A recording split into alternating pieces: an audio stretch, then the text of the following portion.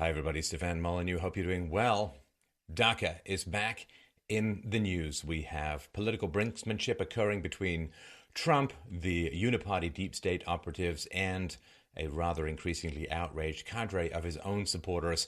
I'm going to help you navigate the maze of what's going on with DACA, the good, the bad, and the ugly. Let's dive straight in. So this is the ugly truth about DACA. On May 11th, 2011, then Senate Majority Leader Harry Reid reintroduced the Development, Relief, and Education for Alien Minors DREAM Act into the Senate.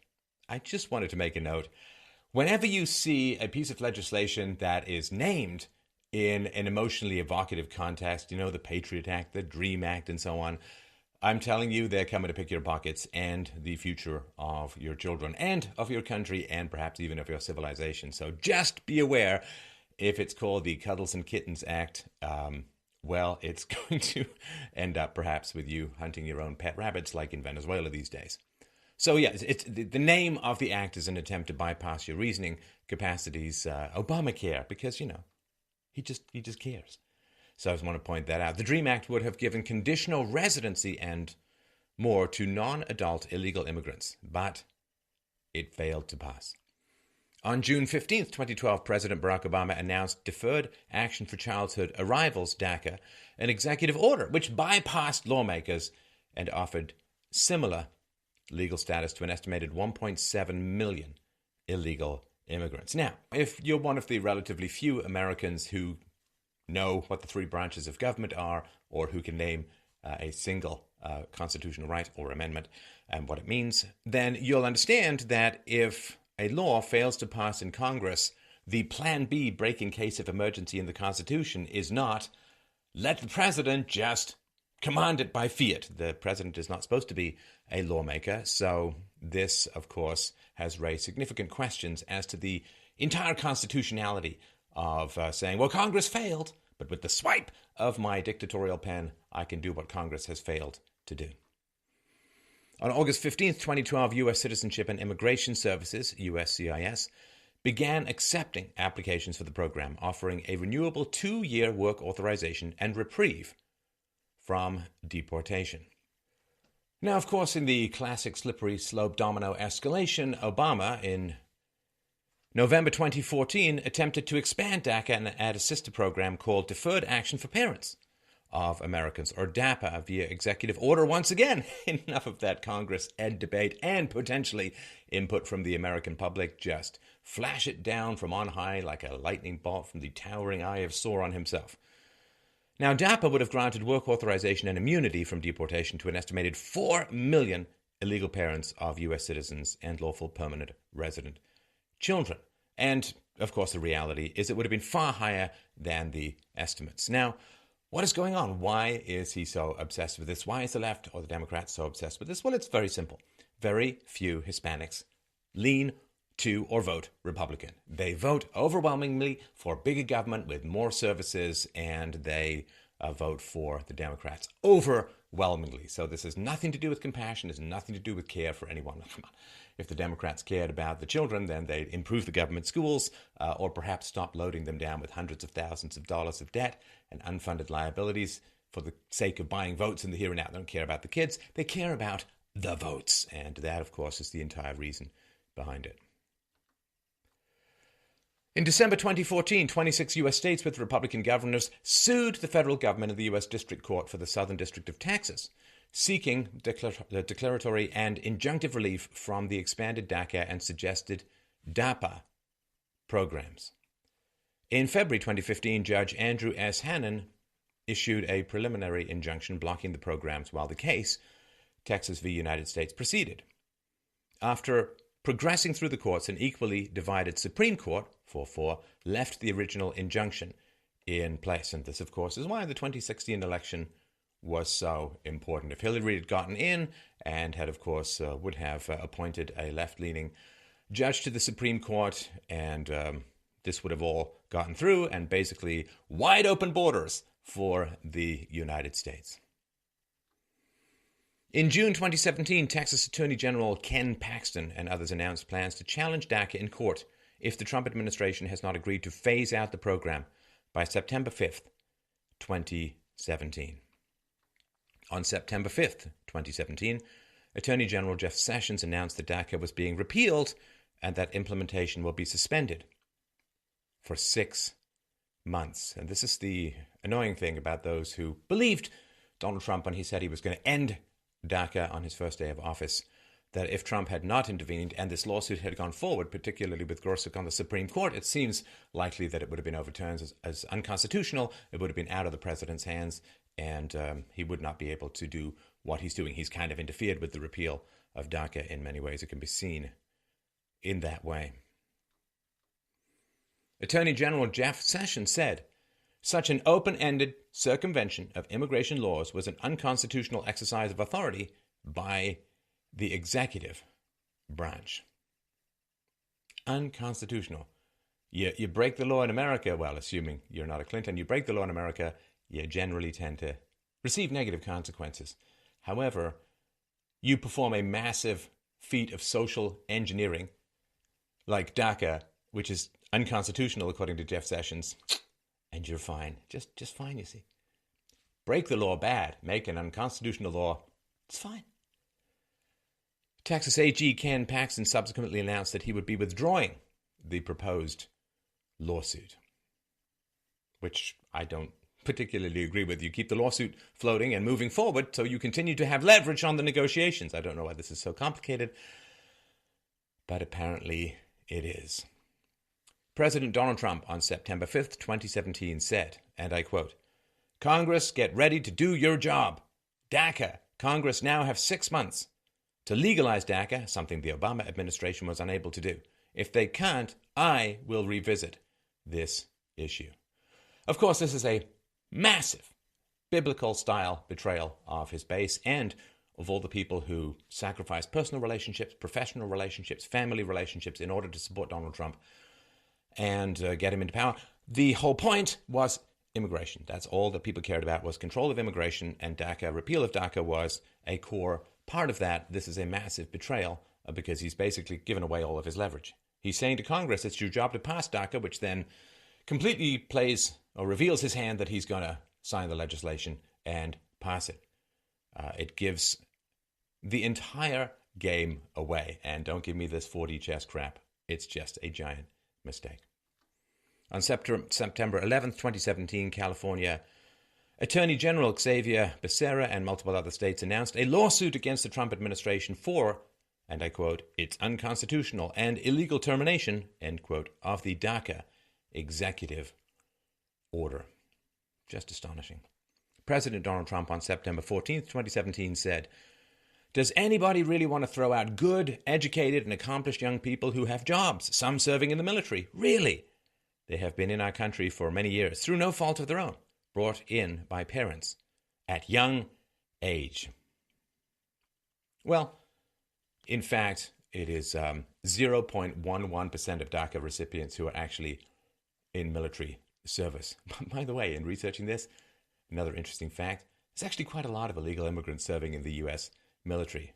I don't really understand the reasoning behind that. Hey, you don't respect U.S. law? Let's train you how to fight and give you access to massive amounts of weaponry. What could go wrong? And this idea that children should somehow be immune from the illegal actions of their parents doesn't make any sense to me. If somebody goes and steals $1 million from a bank and gives it to their children, the bank gets to take the money back from the children. You don't get to keep the fruits of a crime. Well, it wasn't the children's fault. They were just kids when they were given that money. I don't understand what that matters. And of course, if you care about the sins of the elders being visited upon the children, then you should not want any kind of national deficit or debt, because that is the greed of the elders being visited upon disastrously the economic future of the children. But apparently that doesn't fit the narrative, so that's discarded completely. So what are the guidelines for DACA? To be an applicant for the Deferred Action for Childhood Arrivals program, you must, and I put this in quotes for reasons I'll get to in a few moments, you must meet the following criteria. Were under the age of 31 as of June 15th, 2012. Came to the United States before reaching your 16th birthday. Have continuously resided in the United States since June 15th, 2007, up to the present time. Now, I just want to kind of point out, if you're illegal, you may be going back and forth across the border without official paperwork, without going through a checkpoint. It's just conceivably remotely possible. So I don't know how any of this is particularly verifiable. And verifying documents from another country, it's kind of a challenge. Do you not think that there's any kind of cottage industry creating fake documentation for DAPA applicants? Of course there is, because supply, demand, free market, and crony capitalism, it's a complete mess. So to continue the criteria, were physically present in the United States on June 15th, 2012, and at the time of making your request for consideration of deferred action with USCIS. Had no lawful status on June 15th, 2012. Are currently in school, have graduated or obtained a certificate of completion from high school, have obtained a general education development GED certificate, or are an honorably discharged veteran of the Coast Guard or Armed Forces of the United States. Again, not legal, but you've served in the Coast Guard or the Armed Forces of the United States. I don't know what any of this legal or illegal stuff means anymore. Last criterion, have not been convicted of a felony, significant misdemeanor, or 3 or more other misdemeanors, and do not otherwise pose a threat to national security or public safety. So here's what happens, because people aren't generally educated, or if they're educated by the state, which is not going to teach you skepticism towards state power. You make a list like this, and what happens?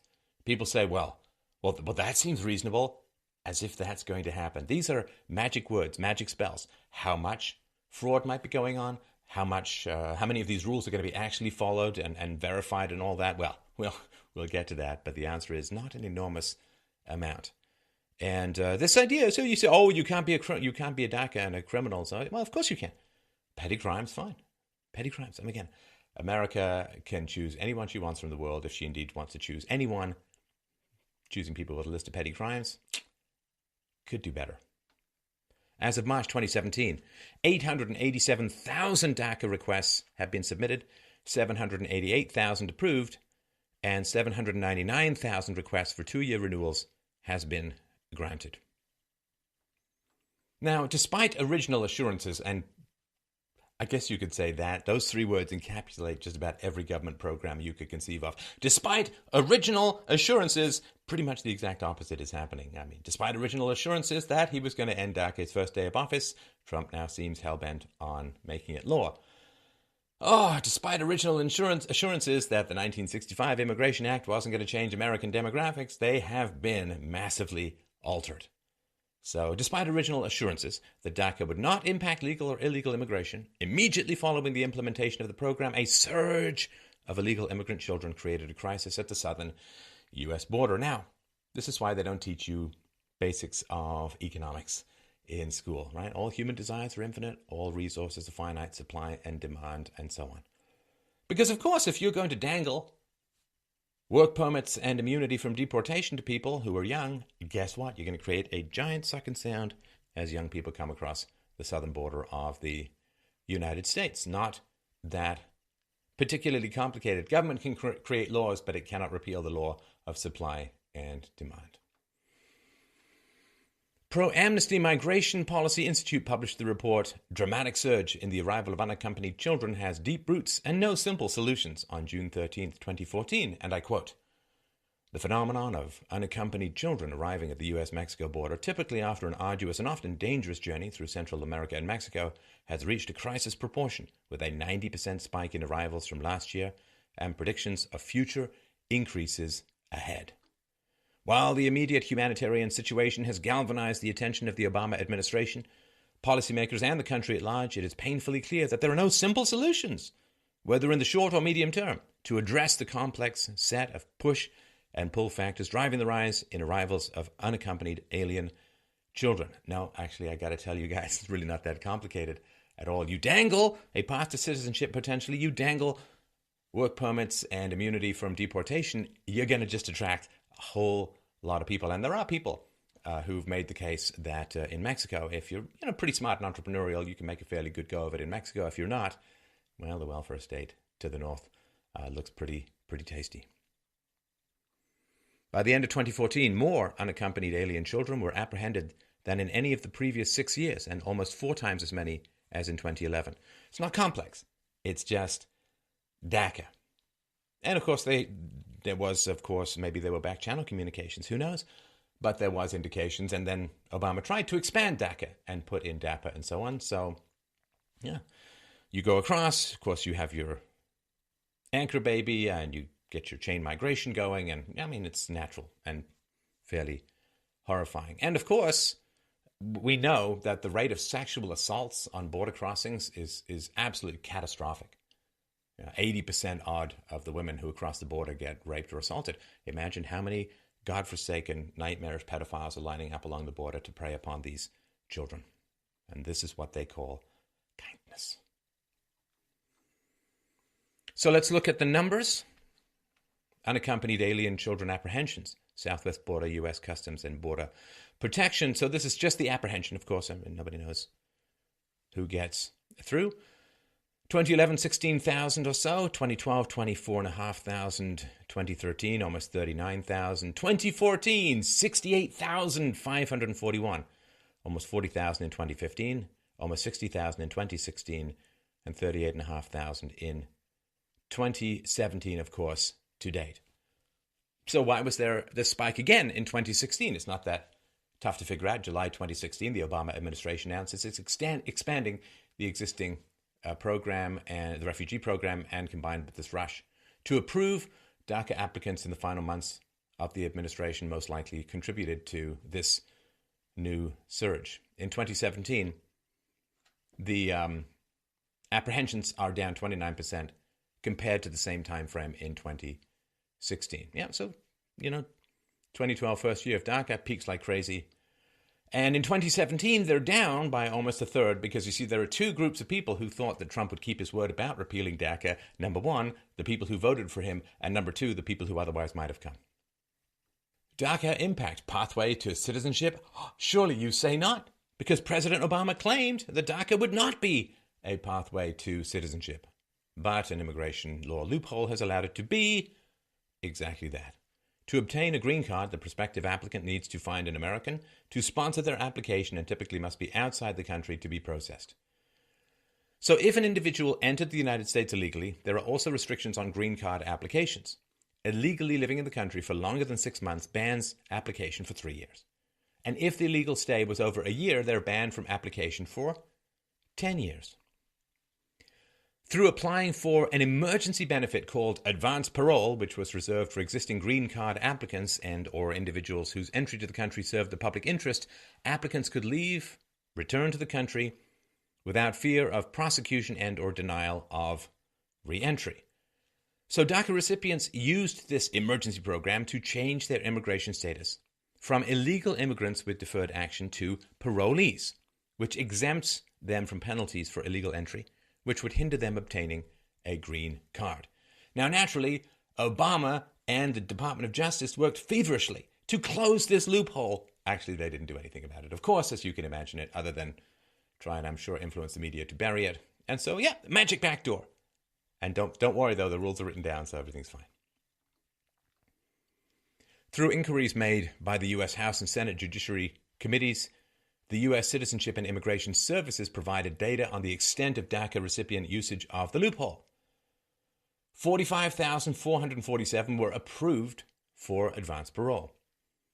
59,778 applied for green cards, lawful permanent resident status. 39,514 were approved for green cards.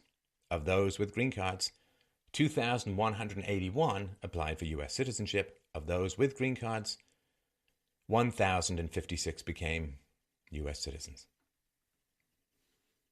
Senator Chuck Grassley, Republican, said, "The DACA program was never intended to provide a pathway to citizenship, and the program's legal future is in jeopardy." CIS Executive Director Mark Krikorian said, "This was bound to happen. Our analysts warned about this as soon as President Obama announced DACA. We warned everyone this would happen. The fact that there are people that now have citizenship, that means some people took advantage of this immediately. They would have had to do this right away." Federation for American Immigration Reform, FAIR media director Ira Melman said, "It belies the Obama administration to claim that DACA was not about amnesty. They supplied a backdoor for people to gain citizenship who otherwise would not have been eligible."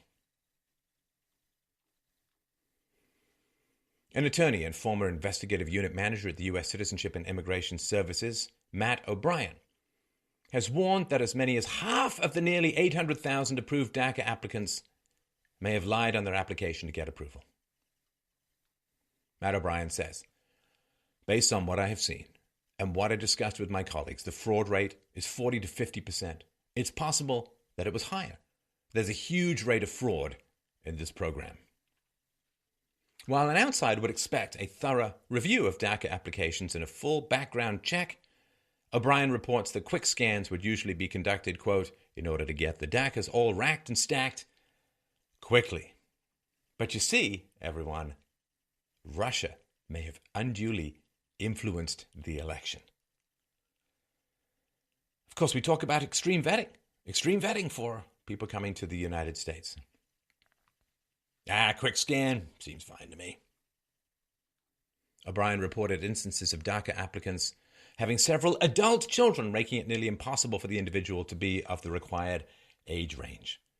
Other clearly fraudulent applications featured non-existent schools, missing required documents, and even obviously forged paperwork. Now, it's interesting because in one study, 93% of DACA beneficiaries received some kind of assistance from some group with DACA applications. Which means either the groups don't know what's required, or they do, and they're willing to, well, let's just say, overlook things just a tiny little bit. If officials found evidence of an applicant falsifying information, the U.S.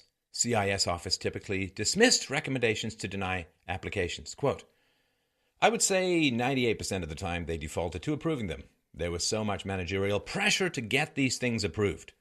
They told people in the field to not deny an application if an applicant didn't have an identity document. See, this is what I mean when I say that these magic words written down.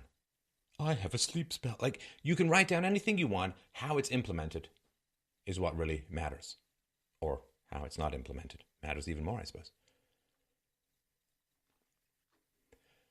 Judicial Watch, June 11th, 2013, said, documents obtained recently through a Freedom of Information request show that the Department of Homeland Security's U.S. Citizenship and Immigration Services abandoned required background checks late last year, adopting instead costly lean and light procedures in an effort to keep up with the flood of amnesty applications spurred by President Obama's Deferred Action for Childhood Arrivals directive. In a series of agency memos beginning in September 14th, 2012, field officers were told to expect the National Benefits Center, which collects all DACA applications, to conduct only lean and light background checks on illegal alien applicants, and that, henceforth, NBC will not perform full text checks or any evidence review on these cases before we ship to the field.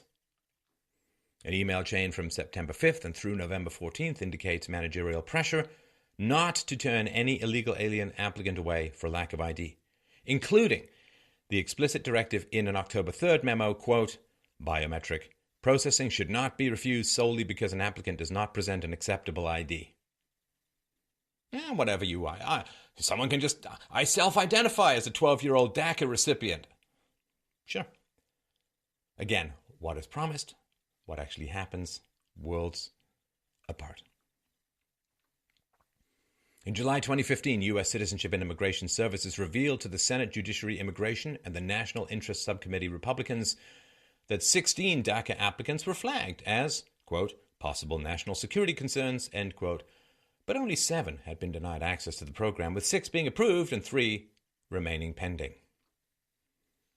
U.S. Citizenship and Immigration Services, July 2015, said, USCIS recently conducted a unique batch tax query of all approved DACA requests in order to identify records that contained information indicating known or suspected gang association. Based on the information obtained from the recent batch tax query, there were records pertaining to 49 DACA requesters whose requests had been granted. Of these 49, a total of 13 individuals had tax records entered after DACA review. These cases are being reviewed for possible termination. Matt O'Brien said, the whole way the program is set up, it just facilitated fraud, and I'm not entirely confident that it wasn't intentional. I personally witnessed an alarming number of people who had gang affiliations applying for this program. Since the start of DACA in 2012 through March 2015, USCIS reported that out of hundreds of thousands of applicants, they had only interviewed 283 in person, amounting to 0.03% overall. Do you feel safe yet? Opiate crisis. During President Barack Obama's final 3 months in office, the Obama administration approved approximately 98% of DACA applications. Hey, 98%. Isn't that the same proportion of Russians under the Soviet system who voted for dictator Stalin? Oh, it's just a coincidence, I'm sure.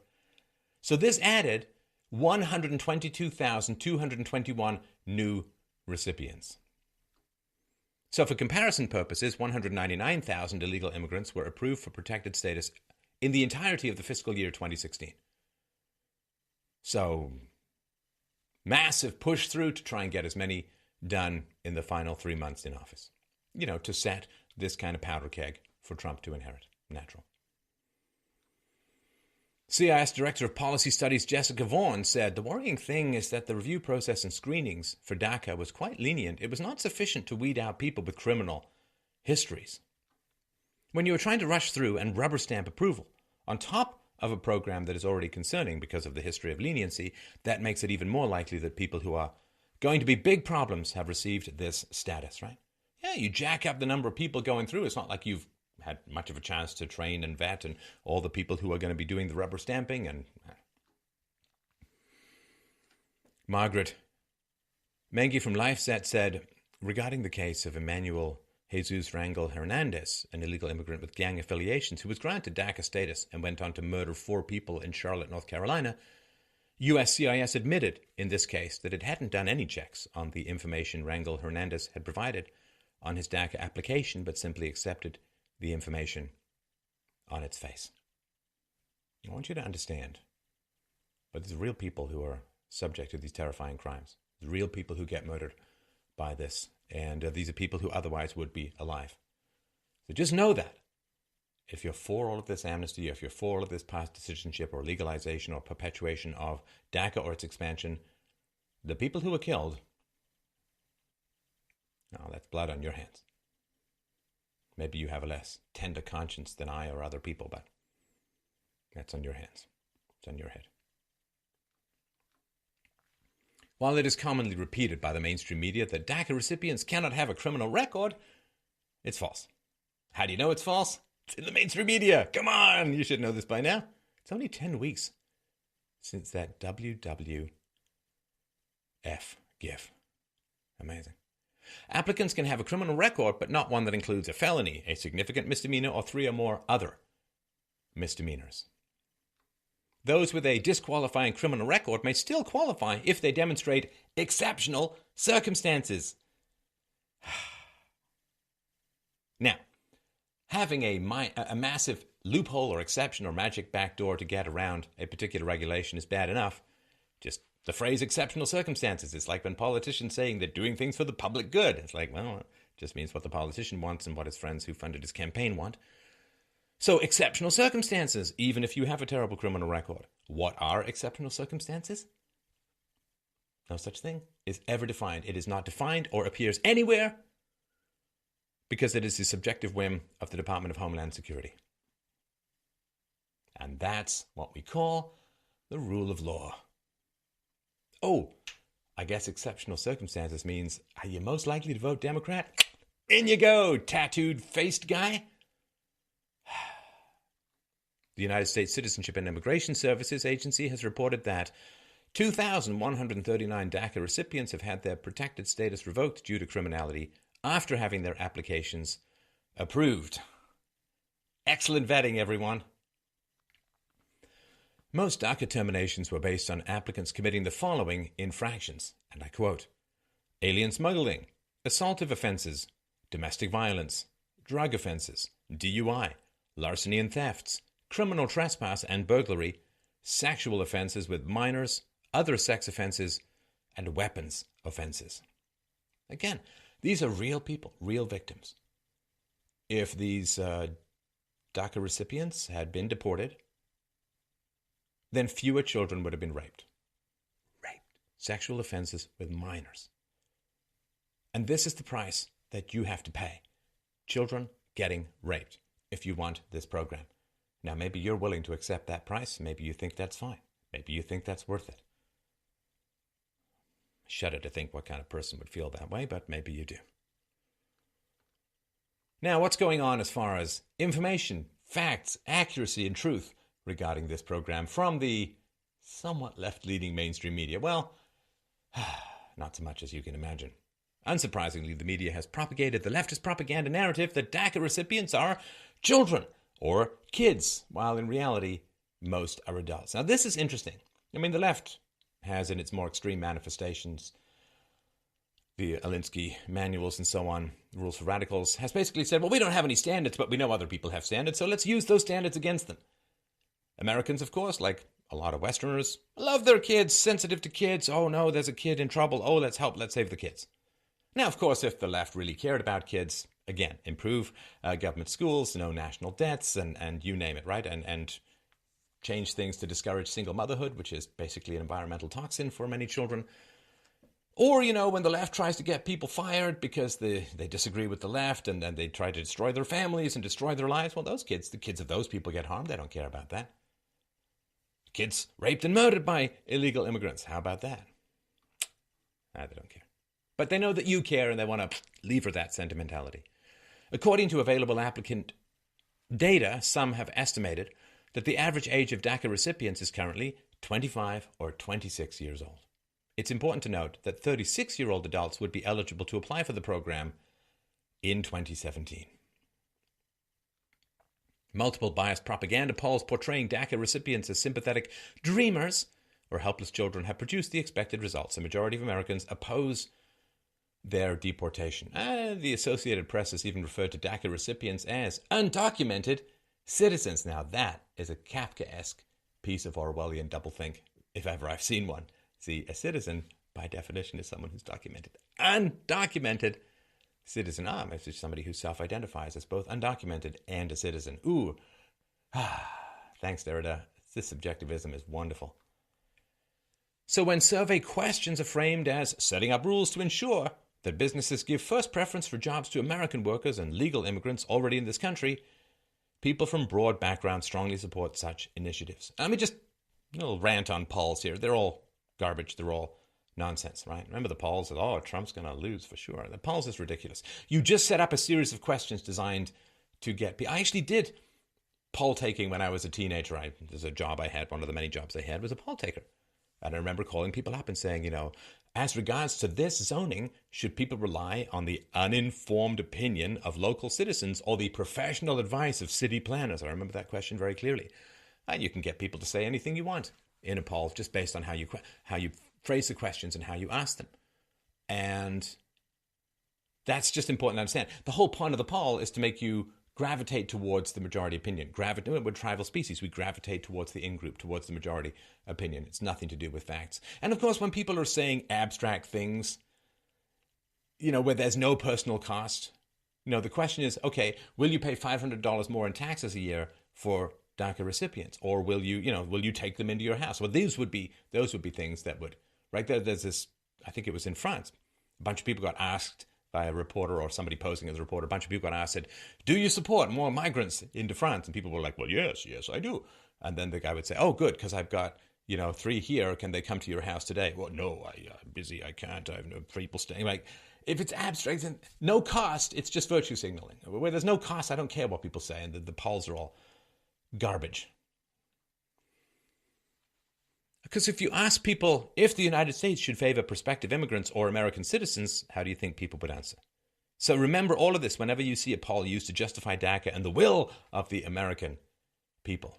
One thing you won't hear from the mainstream media very often, if at all, is according to Rasmussen polling, African Americans are the most likely racial group in the United States to oppose DACA for obvious reasons of a skill set matching and bidding down of labor. Of course, the cheap labor is one of the big reasons why big businesses have united with the leftists to shaft American citizens, particularly minority American citizens, with this endless wave of wage-destroying immigration, legal and illegal. So, what has the effectiveness been? The results of a DACA applicant survey entitled DACA Recipients, Economic and Educational Gains Continue to Grow by Tom K. Wong, missing an R I think, has been featured in the media. It makes 6 claims about how DACA has improved the lives of illegal immigrants. Well, of course it's improved the lives of illegal immigrants, because they no longer fear deportation as they be given work permits. So, sure, people who win the lottery, they have more money, and they're generally happy, well, at least for a while, until they find out everyone loves them for their money and nobody loves them at all. While reported as objective fact, there are significant problems with the methodology of this opt-in survey. The opt-in is kind of important. You're not surveying everyone, you're surveying people who want to respond to a survey. That's quite different. Opt-in surveys are not random sampling, which is required for reliability. So targeted Facebook ads were used to reach the Center for American Progress's own network of politically engaged potential respondents. While submissions were limited to 1 per IP to avoid people stuffing the ballot, this would not prevent any minimally tech-savvy person from submitting multiple entries. It's really not impossible to spoof an IP or change it on the fly. So it's not really very, very scientific. So one claim from this survey, 69% moved to a job with better pay. Which means what? It's not causal. Read The Art of the Argument at theartoftheargument.com. Correlation is not causality. So I would hope that if somebody moves from, say, 17 to 19 or 16 to 18 or 19 to 21 or whatever, it's a 2 years time frame for some of these surveys, of course their pay is going to go up because they've gained more job experience and so on. Is that necessarily a result of DACA? Well, I don't know that that's ever really detailed. Since people, they get older and they gain additional experience, they move to jobs with higher pay. You can't just say, well, for sure, 100% of that is due to DACA. These results are also contradicted by a peer-reviewed study published by Roberto G. Gonzalez featuring an actual random sample of DACA recipients, showing that only 45% experienced an increase in earnings after receiving DACA status. Again, not necessarily because of, but after receiving DACA status. Now, another way that you could look at that, since the Gonzalez study was over a 2-year time frame, give or take, you could say, okay, so of the DACA recipients, 55% of them did not receive a single penny of pay increase over 2 years. Does that indicate that they're operating at a very high and functional economic level? You could theoretically question that. So that's another claim from the original paper. 90% received their first driver's license or state ID. Actually, be curious about how many got insurance, but that's another matter.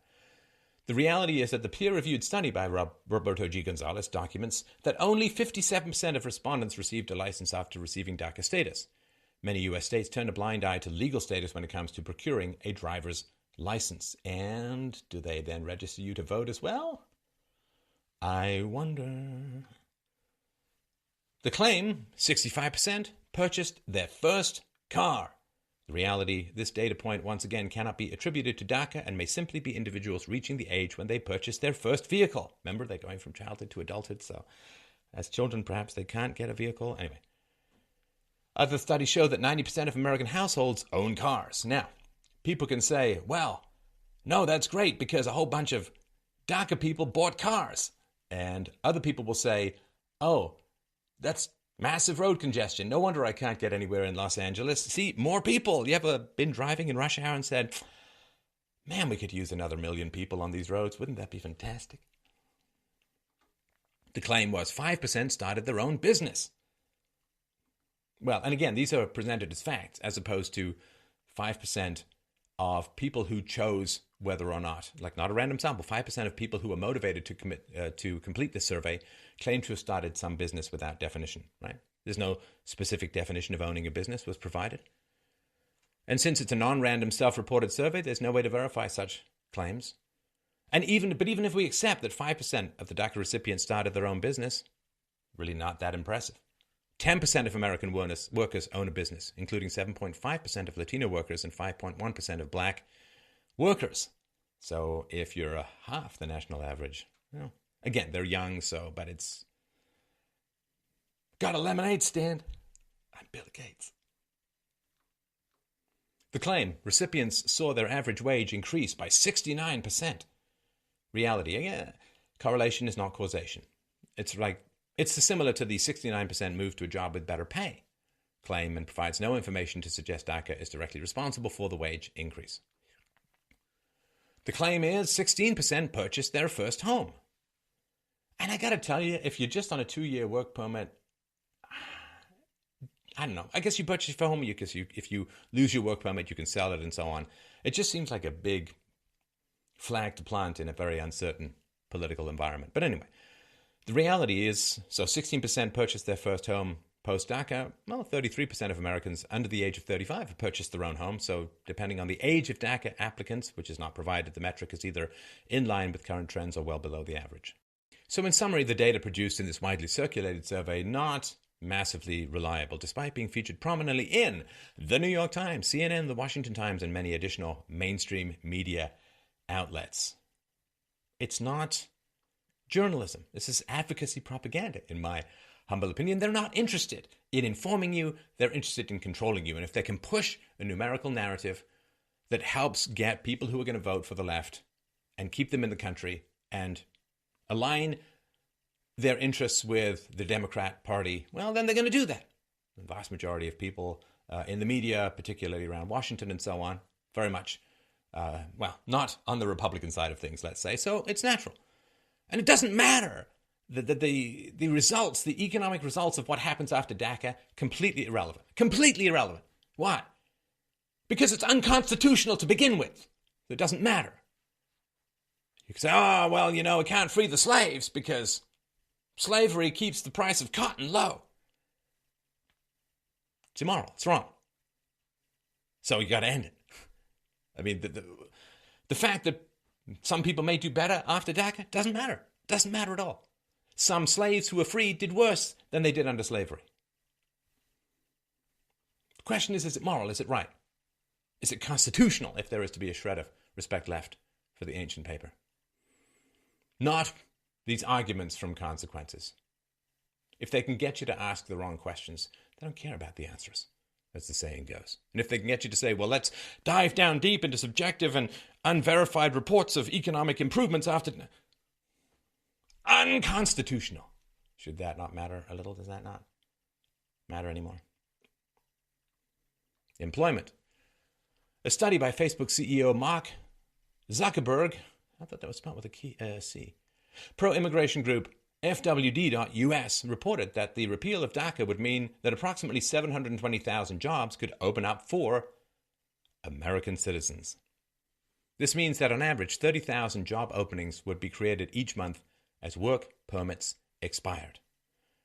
See, you got a bunch of people plowing out of the dismal hell of high school into the workforce every month. Tens of thousands, right? So you need jobs opening up. And if you've got a bunch of people who are DACA recipients who have those jobs, well, it's going to drive down the wages, right? And it's going to mean that there are fewer jobs available for other people in the short run. See, here's the thing. There are 95 million Americans of working age who are not in the workforce.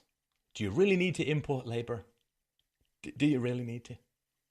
I mean, that's like some obsessive compulsive saying, well, see, I only have 120,000 crates of toilet paper in the basement. I better get me to a superstore and get another 50. I think you might be okay for now.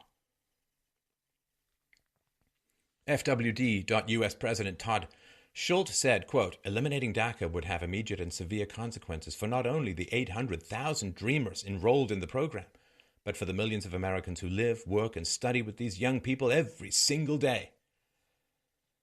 Hey, Todd, not an argument.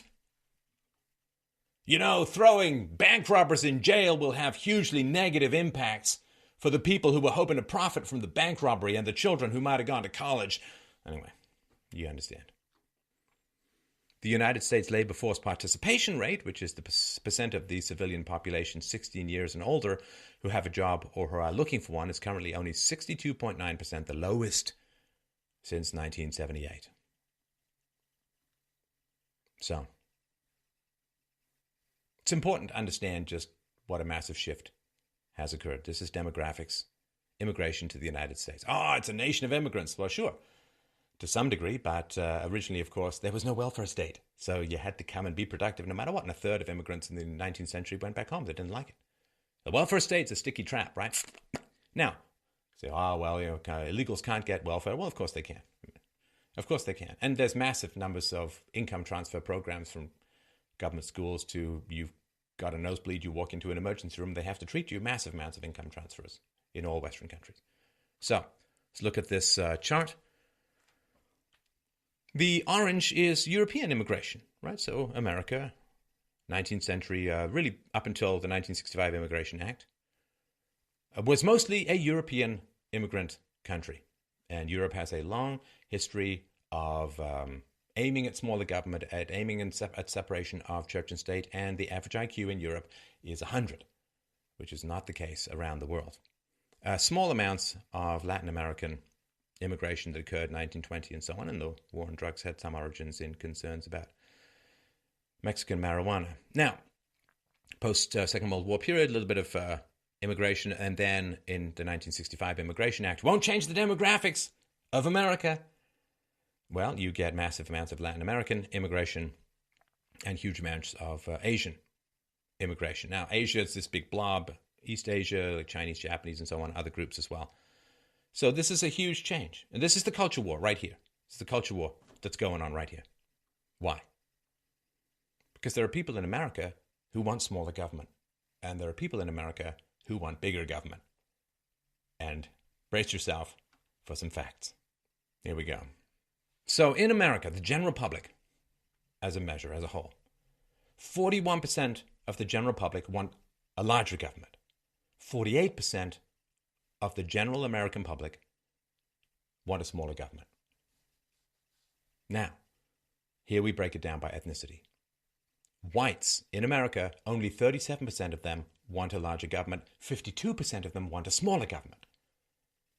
So if America was white, you'd get a smaller government and a smaller government and a smaller government. Don't get mad at me. Just the facts. Just the facts. Now, among Asians, 55% of them want a larger government. And only 36% of them want a smaller government. Now, native-born Hispanics to America, native-born Hispanics, 66% of them want larger government. 28% of them want smaller government. Now, the alarming, if not downright existentially terrifying statistic, if you want a smaller government, is that among foreign-born Hispanics, 81% of them want a larger government, and only 12% of them want a smaller government. Now, data for the number of blacks that want a smaller government is unavailable, but 70% of African Americans report that they prefer bigger government and more services. What that means is that foreign-born Hispanics want a larger government in higher rates even than blacks. So this is why those who want to sell you bigger government want foreign-born Hispanics coming into the country. Of course they do. I mean, businesses advertise to get your business. This is why the left, which is selling a bigger government, wants the foreign-born Hispanics to come into the country. It's nothing to do with, well, we don't want to tear families apart, blah, blah, blah, right? People out there saying you should divorce and disavow and separate yourself completely from Trump by regularly referring to Trump as Hitler and referring to the 63 million Americans who supported Trump as deplorables and racists, and said they don't care about tearing families apart. They want bigger government, more power. And they know they can read these graphs probably better than most people. This information is relentlessly kept separate. So if you look at these numbers and you say, okay, well, if I want a smaller government, foreign-born Hispanics are at odds with my desire. Racism, no. Numbers. Numbers. I knew I shouldn't have done these numbers in white text. So, how does it go over time? Again, general public, 41% in America want larger government, 48% want smaller government. Now, among all Hispanics, 75% want a larger government and 19% want a smaller government. Right, there are some who don't answer, don't know. First generation Hispanics, 81% want a larger government and 12% want a smaller government, which is kind of weird in a way. It just shows you the power of culture and tradition and trauma and IQ and so on, because they're fleeing a country with a big, powerful government. So they come to a new country with a smaller government and say, hey, you know what'd be great? Bigger government, because that's going to turn America into Mexico. There's no place to run from there. Well, actually, Trudeau's in there. It probably is. So, again, first-generation Hispanics, the immigrants, 81% want larger government, 12% want smaller government. Among second-generation Hispanics, larger government, 72%, smaller government, 22%. Among third-generation Hispanics, 58% want larger government and 36% want smaller government. So the numbers diverge, but what are we talking? We're talking 75 years, 80 years, 90 years, maybe a full century. Even after the third generation Hispanics, 41% of the general public, which includes this group, of course, 41% of the general public want a larger government, but among third generation Hispanics, it's 58%. So you're importing people who want bigger government and are going to work very hard to get bigger government for 70, 80, 90, 100 years into the future. If you want smaller government, you have to think about immigration. You have to be obsessed with immigration. It has to be the central issue. And it was for Trump. Until maybe now, it ain't. So here, my friends, we get down to the meat of the matter. This is the fork in the road that drove Trump to power. Is America going to stay true to the vision of the Founding Fathers, a constitutionally limited republic, not a mass Venezuela or Brazil-style rule of the mob democracy? Is it going to be a relatively free country, or is it going to spiral into banana republic-style manipulation, dictatorship, vote-buying, corruption, you name it? Is there going to be an elite of rich people who have maids and servants huddled behind their high walls and their barbed wire, while the majority of the population breed like rabbits and hunt for rats in the sewers? Or is it going to be a Western-style, constitutionally limited republic? The question comes down to bigger government, smaller government, and the Republicans versus the Democrats. So, this is the data. The general public in America, and that includes, of course, an increasing number of the Hispanics we'll talk about just to the right. The general public in America, 39% are Republican or lean Republican, 49% are Democrat or lean Democrat. Among all Hispanics, 18% are Republican or lean Republican, 66% are Democrat or lean Democrat. Among first-generation Hispanics, 16% are Republican or lean Republican, 63% are Democrat or lean Democrat. Among second-generation Hispanics, 19% are Republican or lean Republican, 71% are Democrat or lean Democrat. And this is the essence of what is being discussed, of what is being fought about at the moment in American politics. This is the essence of the question of DACA. This is why it matters. If you don't know these numbers, and if you don't know the numbers for Mexican or Hispanic IQ, which we'll get to in a second, then of course it's going to look like mad prejudice. What, you just don't like their music? I mean, it makes no sense. If you want a smaller government, and there are a group of people who reliably vote for the left who generally want bigger government, well, you're going to get bigger government. If you want smaller government, then you have to be suspicious of increasing Hispanic immigration. These are numbers, these are facts. This is not prejudice. These are the facts.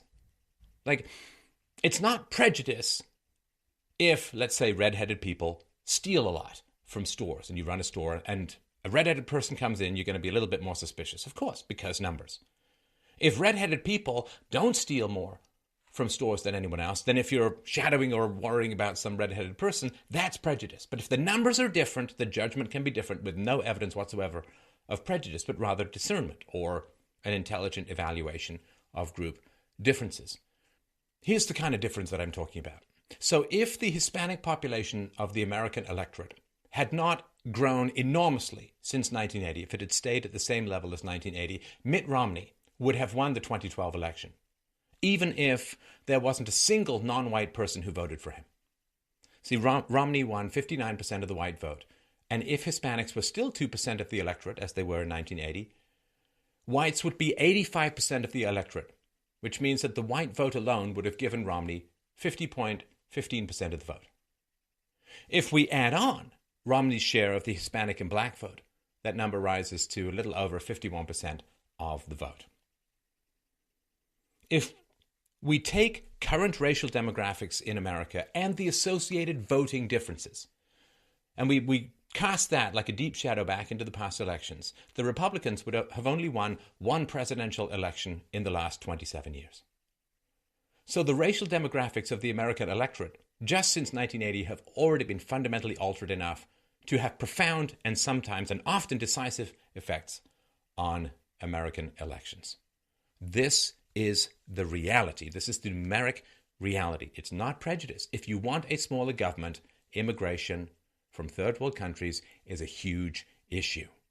You must understand this. This is the real battle that's going on. Now, these facts that Hispanics overwhelmingly vote for bigger government, for the Democrats, for the left, this basic fact has to be buried under this hyena cacophony of racist and xenophobe and right?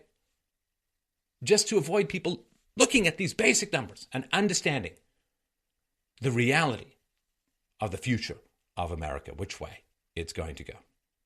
All right, let's get to our conclusion. So first and foremost, most of what you've been told about DACA from the mainstream media, falsehoods, misrepresentations, sophistry as a whole.